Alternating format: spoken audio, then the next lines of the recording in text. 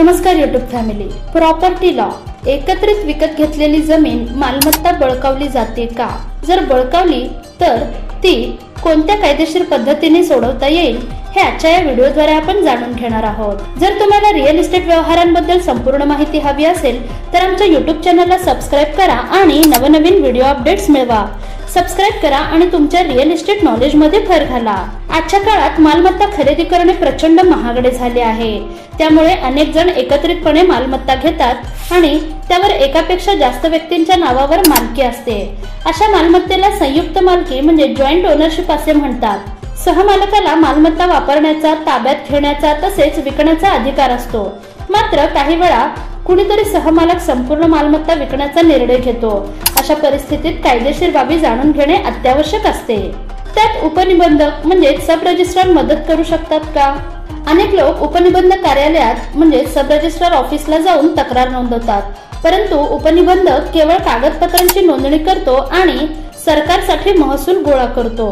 मालमत्ता वाद सोडवण्याचे अधिकार त्याच्याकडे नसतात। मग पोलीस ठाण्यात तक्रार करता येईल का?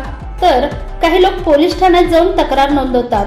पोलीस सहमालकाशी चर्चा करून त्याला समजावून सांगू शकतात, मात्र पोलिसांना कायदेशीरदृष्ट्या मालमत्ता विक्री थांबवण्याचा अधिकार नाही।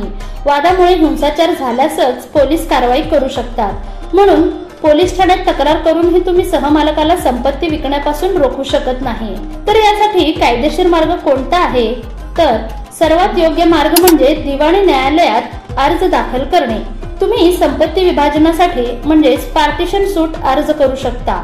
जर तुम्हाला वाटत असेल की दुसरा भागीदार लवकरच मालमत्ता विकणार आहे तर स्थगिती म्हणजे स्टे ऑर्डर घेण्यासाठी अर्ज दाखल करू शकता। न्यायालय तातडीने स्थगिती अर्जावर सुनावणी घेते आणि निर्णय येईपर्यंत मालमत्ता विक्री थांबवली जाऊ शकते।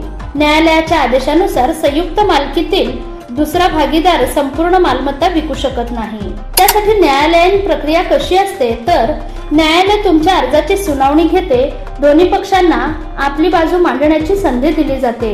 उपनिबंधक कार्यालयालाही पक्षकार बनवले जाते, कारण त्यांच्याकडे नोंदणीची सर्व माहिती असते।